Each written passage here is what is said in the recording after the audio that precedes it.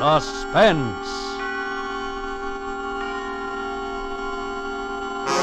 Autolite and its 96,000 dealers present radio's famous couple, Ozzie and Harriet Nelson, in Mr. Diogenes, a suspense play produced and edited by William Spear.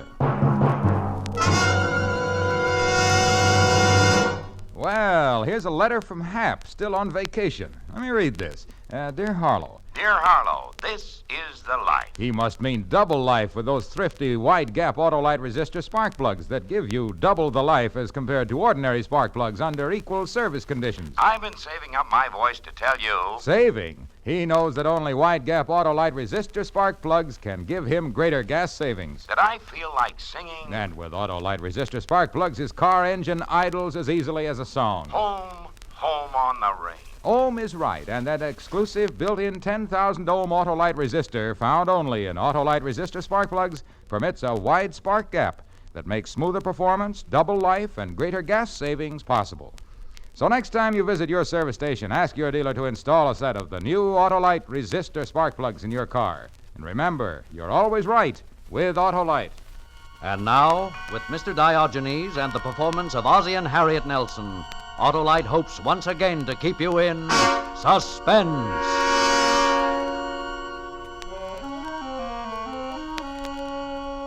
It was last summer. David and Ricky were at camp, and Harriet and I were spending a few weeks at our old apartment in New York. The excitement began with 6 cents, a nickel and a penny. I didn't find out about the nickel until later, after it was all over, but, well, that's the way things go sometimes. Caesar didn't know about Brutus, Custer didn't know about Sitting Bull, and I didn't know about the nickel. The conversation must have gone something like this.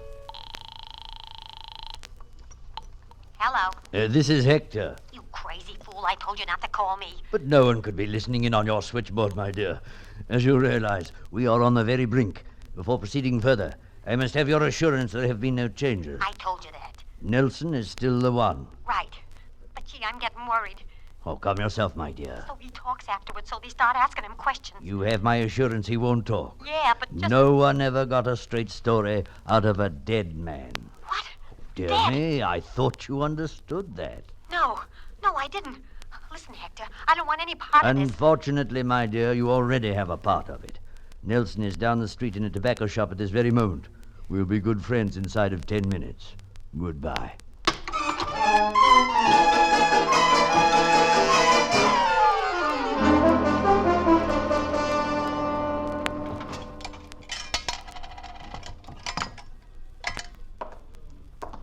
You lose the bet, Eddie. You haven't gained a pound. Take a look at the card. Oz, are you sure you had both feet on the scale? You mean you're questioning my word, the word of an Eagle Scout Emeritus? Eagle Scout. Troop 3, Ridgefield Park, New Jersey. Scout's honor, see? Both feet on the scale. Now, as I recall, the bet was 2 bits against a can of pipe tobacco. I'll take gold nugget. No dice. All out of gold nugget ever since they started that crazy radio program of theirs. Let's see. How about some of this? What's the matter? See, that's a funny one. Look, I'll refund your penny. No, the card here. Hey, look at my fortune. Today will be the most memorable day of your life. So what? So it's memorable. Today's our anniversary, you know. Yeah? Oh, it's just a coincidence. Sure. Did you ever see a card like this before, Eddie? Oz, every time a guy gets weighed, I don't run right quick and peek over his shoulder. No, but the wording is so peculiar. The most memorable day of your life. Now, that's a pretty broad statement for a scale company to make. Tell you what. If it turns out a bust, come back tomorrow and we'll dope out a nasty letter to the scale people. Well, okay, Eddie. Thanks for the tobacco. Forget it. So long, Oz. So long. Most memorable day of your life. Oh. Kind of strange at that. Most memorable day of... I'm sorry. I was just thinking of it. Sir. My fault entirely. In a hurry, didn't look where I was going. Forgive me, please. My fault entirely. Should have looked where I was going. Sorry. Hey, wait a minute. You dropped your wallet. Hey, mister. Hey, just a minute, will you? Huh? Oh. Here, you dropped your wallet. Wallet? Oh, yes, I know. It's lucky I caught up with you. I'm quite aware I dropped my wallet, young man. Thank you so much. You mean you make a hobby of dropping wallets? You hit the nail on the head, sir. This is a red-letter day on my calendar. The most memorable day of my life. Oh, well, it was... What did you say? The most memorable day of my life, Mr. Nelson. Ozzie Nelson. Mr. Nelson. Allow me to introduce myself, sir. My name is Diogenes. Diogenes. Hector Diogenes. I seek the honest man. Oh, well, that's very interesting, Mr. Diogenes. The wallet, you see, is full of stage money. I have dropped it at the feet of 1,000 candidates, just as I did a moment ago. Allow me to congratulate you, Mr. Nelson. You are the first to pick it up and return it to me unhesitatingly. Oh, tell me, do you plan to be home tonight? Well, as a matter of fact, no. It's our anniversary, and Mrs. Nelson and I plan to celebrate. Oh, dear. Too bad, too bad. You'll simply have to change your plans. There's no other way. I beg your pardon? I admit, sir, my methods may seem a bit eccentric, but this I permit myself. With $5 million, a man may allow himself the luxury of eccentricity.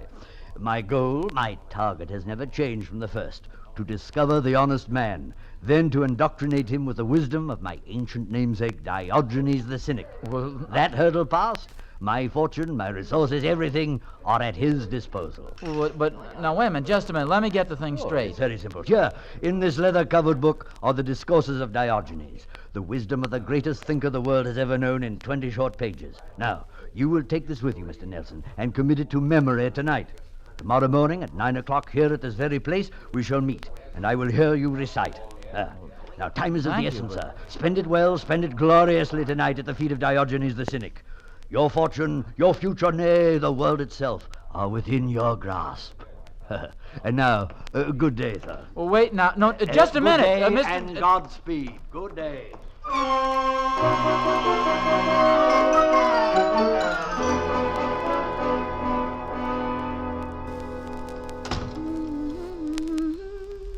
Harriet? Harriet? In here, dear. Oh, hi. Home a little early, aren't you? Yeah, I guess so. How's the new hairdryer work? Oh, wonderfully. See? All dry. Oh, well, for once, I gave you something useful for Christmas. You certainly did. Oh, gosh, I'm so excited about tonight. Oh, that's nice. Dinner, a show, and maybe dancing afterwards. Shouldn't I be excited?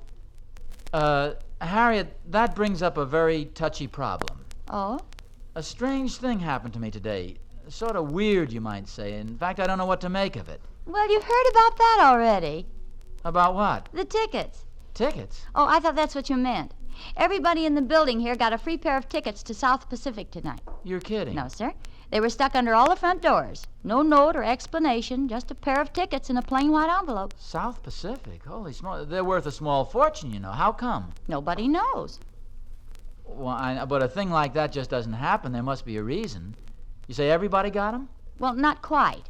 12 apartments, 11 envelopes. 3 guesses who missed out. Us? Uh-huh. But I took it gracefully.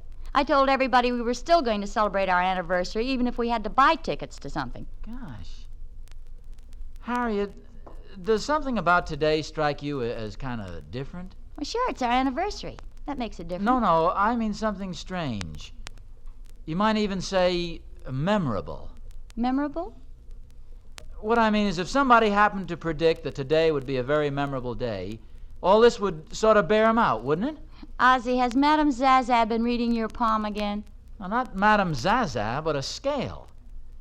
On my way to work this morning, I got on the scale at Eddie's. Oh, I'll get it, dear.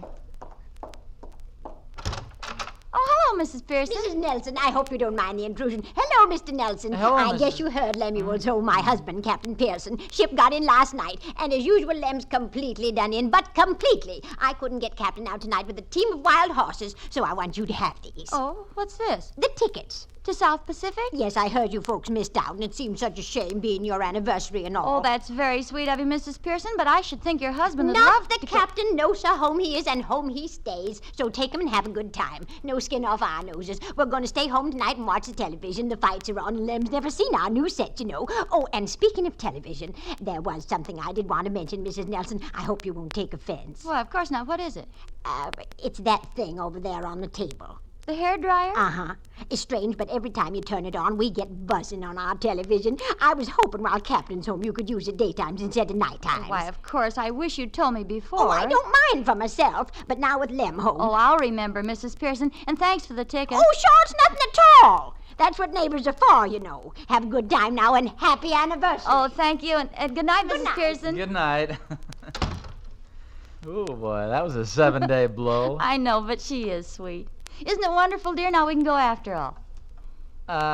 Harriet, before we go any further, I'm going to have to ask your full cooperation. That sounds like a speech. It is, a short one. To state it as baldly as possible, I don't know whether we ought to go out and celebrate or stay home and study Greek. Harriet, Say it again. Slower. I said we have one of two alternatives. To go out to South Pacific or stay home and study Greek. Now that I hear, I realize it calls for a short explanation. See, while I was at the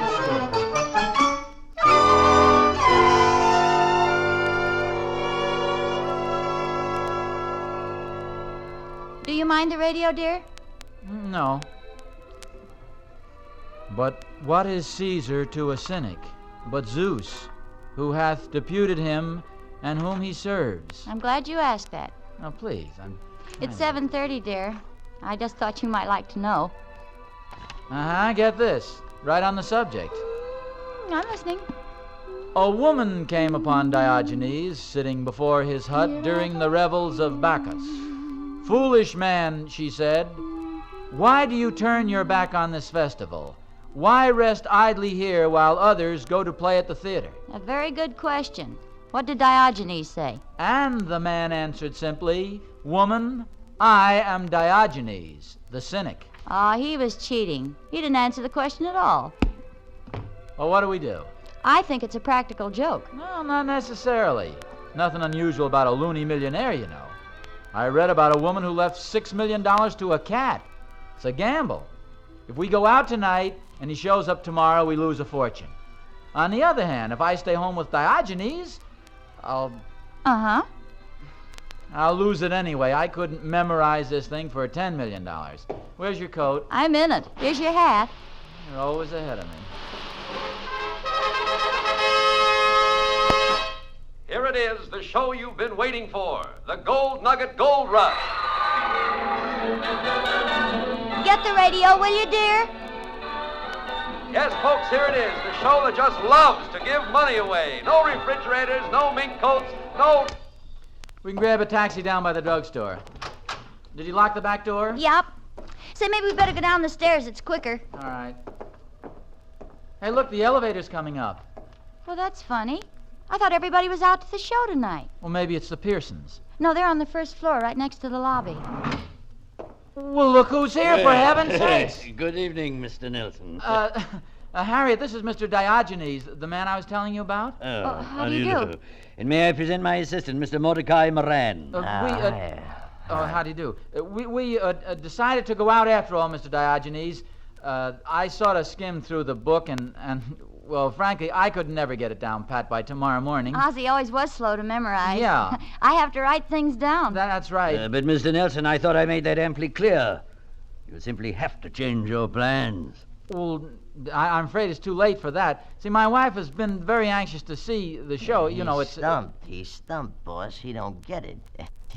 Does this help any, pal? Mordecai, for the moment you may put away the gun. Is this part of the joke, Ozzy? Well, I hope so. On the contrary, Mr. Nelson, this is most assuredly not a joke.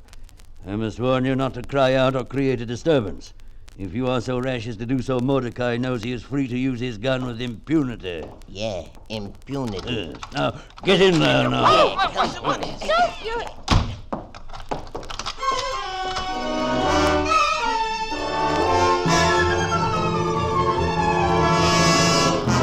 Autolite is bringing you Ozzie and Harriet Nelson in Mr. Diogenes.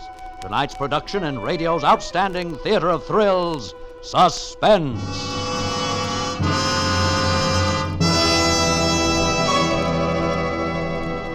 Now, let's see what else Hap has to say in his letter. Yesterday, I visited the Grand Canyon. What a wide, Gap. Ah, good old Hap. All he can think of is the extra wide gap of Autolite resistor spark plugs that give you smoother engine performance on leaner gas mixtures, actually save you gas. Sometimes I think of you back there telling folks about Autolite resistor spark plugs. Ah, he's on the beam all right, because only Autolite resistor spark plugs can give you greater gas savings, smoother performance, and double spark plug life. And don't forget those Autolite Bullseye sealed beam headlights. Don't worry, I won't, because Autolite Bullseye sealed beam headlights are the new safe headlights guaranteed to give light even when the lens is cracked or broken. Harlow, you remember everything. So, friends, see your Autolite dealer tomorrow and get a set of wide gap Autolite resistor spark plugs for your car. Then, wherever you travel, whatever you drive, you're always right with Autolite.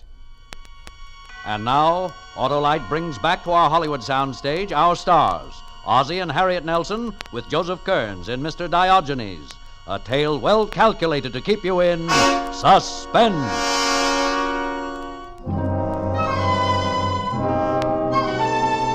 It took a little while to get rid of the notion that Mr. Diogenes was pulling a practical joke.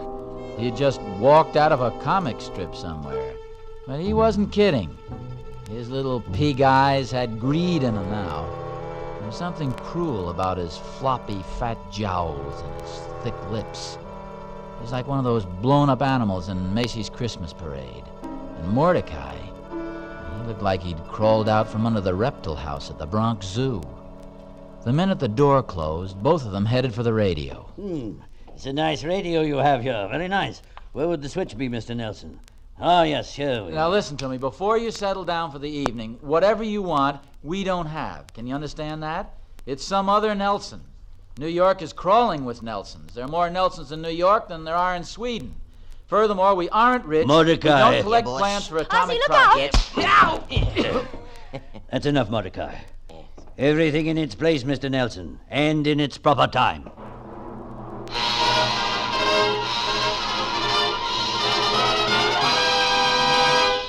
Now, here it is, everybody, the Gold Nugget Gold Rush. Week number 16 of the you Gold all right, Good Ozzie? Nugget Gold Rush Yeah. Bonanza. Quiet, Get this, please. now stands as the biggest prize ever offered on any giveaway program anywhere. Tonight, after 16 weeks, nobody has yet identified poor Mr. Hackaway, the man who smokes the wrong kind of pipe tobacco. And our Gold Nugget Gold Rush Bonanza jackpot stands at the all-time high of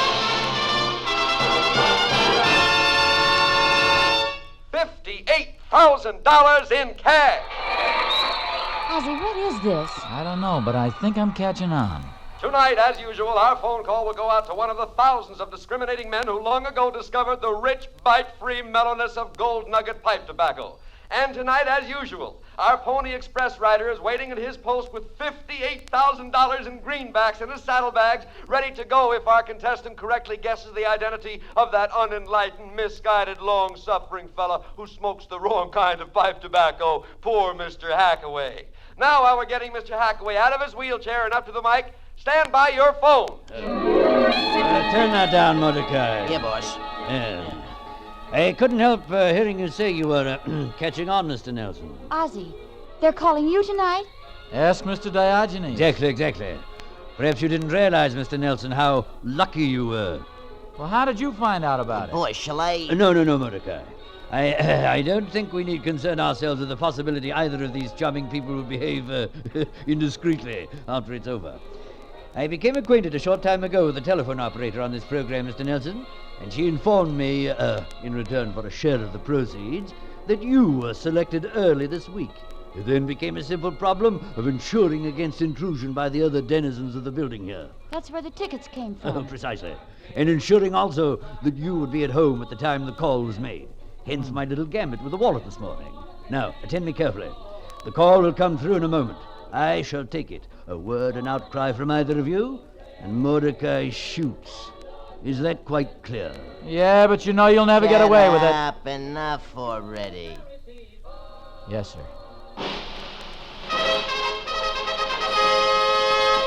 Here's the big moment now, folks. The phone call is going through, and while we're waiting for the connection, here once again is poor Mr. Hackaway. He scratches a match. He lights his pipe. He inhales. And of course, because it's the wrong kind of pipe tobacco, that's all there is to it. The rest is up to the lucky man who's getting tonight's call. Who is Mr. Hackaway? All right. Steady now. Don't take your eyes off the Mordecai hat. Hello. This is the Gold Nugget Gold Rush radio program, sir. For security reasons, we are identifying you only as Mr. O.N. Would you give me your name, please? Oswald G. Nelson. Fine, fine. You, sir, are our lucky contestant tonight. Is your radio tuned to our program, sir? Indeed it is. Good, good. Then you know about poor Mr. Hackaway. Have you any idea who he is? I think so. Remember, you only have one guess. If correct, our Gold Nugget Pony Express rider will arrive at your home with $58,000 in cash within the hour. I don't need to point out that's a load of hay. So don't hurry. Think carefully. Think, Mr. O.N. Take your time and think. Now, who is poor Mr. Hackaway? Harpo Marx. Harpo Marx! Harpo, you're absolutely correct. Harpo Marx it is. Congratulations, Mr. O.N. You've just won yourself $58,000 in cash. Our messenger is on his way. Oh, goodbye, Mr. O.N., and congratulations. Yes, goodbye, sir.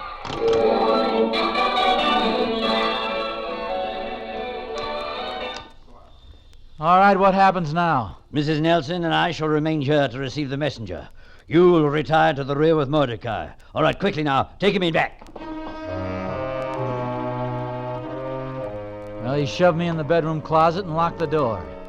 And I heard his steps fade off a little, probably to the bed across the room. A string hit me on the nose, and I remembered the light in the closet. It was 8:15. The messenger'd be here in a half hour, maybe less. After that, I didn't want to think about after that, so I tried to fix my mind on something else. And that's when my eye lit on something lying next to a hat box in Harriet's side of the closet. It was a new hairdryer. For some reason or other, this made me think of Captain and Mrs. Pearson.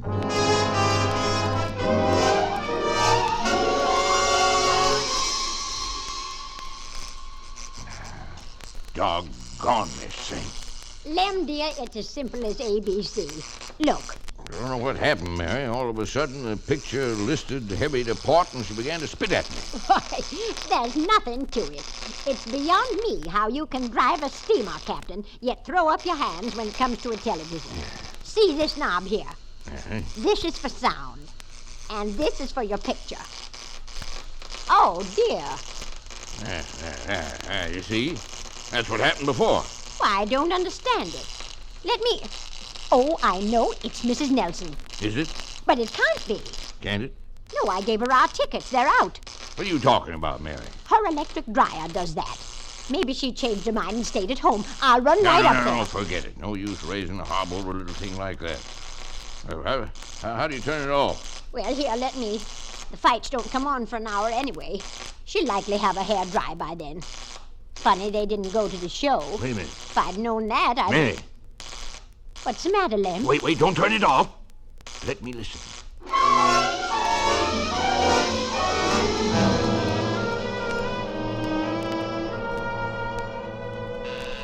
Ah, there's the messenger. Now remember, Mrs. Nelson, not a sign, not a move. Go ahead. Yes? Oswald G. Nelson? Yes, that's right. Happy prize money to you. Happy prize money to you. Happy prize money, Mr. Oswald G. Nelson. From the Gold Nugget people to you. Here's your package, sir. Congratulations. Oh, thank you. Who are those gentlemen with you? These bums? These fellows are from the armored car people. Mr. Nelson, for security reasons, your name won't be released to the press until tomorrow afternoon. Mm-hmm. We suggest you tell no one about this until the money is deposited. That's very sensible, very. Yeah. Thank you, my good man. Thank you. Good night. Yes, good night, sir. Mordecai! Mordecai! We've got it! We've got it!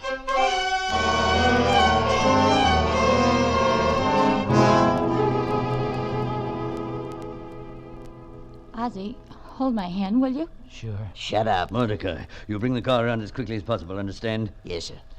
I don't want to seem nosy, but where are we going? Mordecai and I are going to Cuba. What about us? Where are you going? Oh, yes, indeed. Where? That's a good question, but perhaps a little beyond us, don't you think? More a question for a metaphysician or a philosopher, I should say. Yes. Now, if you'll step out into the lobby, we'll... Who's that? I don't know. Stand right there. Wait. Don't move lest I blow you to Davy Jones with this hair going 45. Ozzy, it's Captain Pearson. Ozzy! Oh, dear, he's passed out.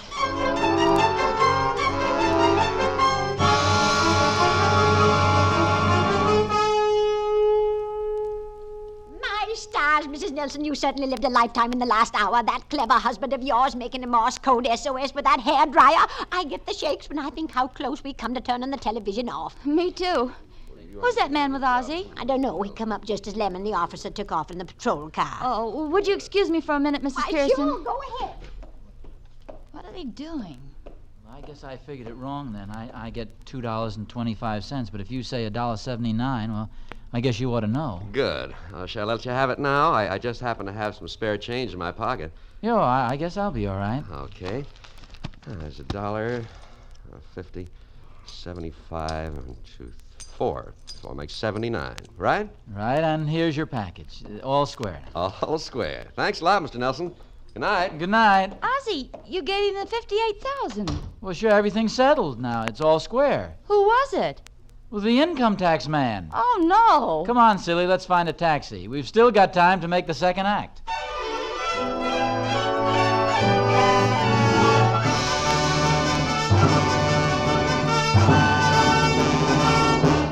Suspense, presented by Autolite. Tonight's stars, Ozzie and Harriet Nelson, with Joseph Kearns playing Mr. Diogenes. Ozzie, I've been hearing you and Harriet on your H.J. Hines program, The Adventures of Ozzie and Harriet. Oh, thanks. And we've been listening to Suspense regularly. You want to quit while you're even, Harlow? No. I want to tell you about Autolite resistor spark plugs. Look out, Ozzie. The man's trying to sell you something. Oh, no, Harriet. Autolite resistor spark plugs sell themselves. Really? Oh, then what do they need you for, Harlow, old boy? Yes, you're talking yourself out of a job. Maybe I should have quit while I was even. Oh, come on, Harlow. Now, we want you to keep on working. What else is there to tell about your Autolite resistor spark plug? Well, just this, Ozzie. They're one of more than 400 products made by Autolite for cars, trucks, planes, and boats in 28 plants, coast to coast. And these Autolite products include complete electrical systems, used as original equipment in many makes of America's finest cars: batteries, spark plugs, generators, coils, distributors, starting motors, and bullseye sealed beam headlights. All engineered to fit together perfectly, work together perfectly, because they're a perfect team. So, friends, don't accept electrical parts supposed to be as good. Ask for and insist on Autolite, original factory parts at your neighborhood service station, car dealer, garage, or repair shop. Remember, you're always right with Autolite.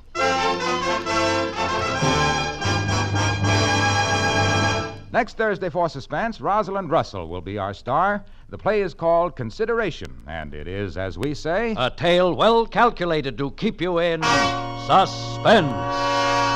Tonight's suspense play was produced and edited by William Spear and directed by Norman MacDonald. Music for Suspense is composed by Lucien Moraweck and conducted by Lud Gluskin. Mr. Diogenes is an original play for radio by Harold Swanton. In the coming weeks, you will hear such stars as Kirk Douglas, Marlena Dietrich, and Richard Widmark. Don't forget, next Thursday, same time, Autolite will present Suspense, starring Rosalind Russell. You can buy Autolite resistor or regular spark plugs, Autolite stay-full batteries, Autolite electrical parts at your neighborhood Autolite dealers. Switch to Autolite. Good night. From Maine to California and in far-off overseas outposts, the USO flag is flying once again. Those of us back home can now be sure that the USO is taking good care of our sons and brothers and loved ones on active duty with America's armed forces. This is CBS, the Columbia Broadcasting System.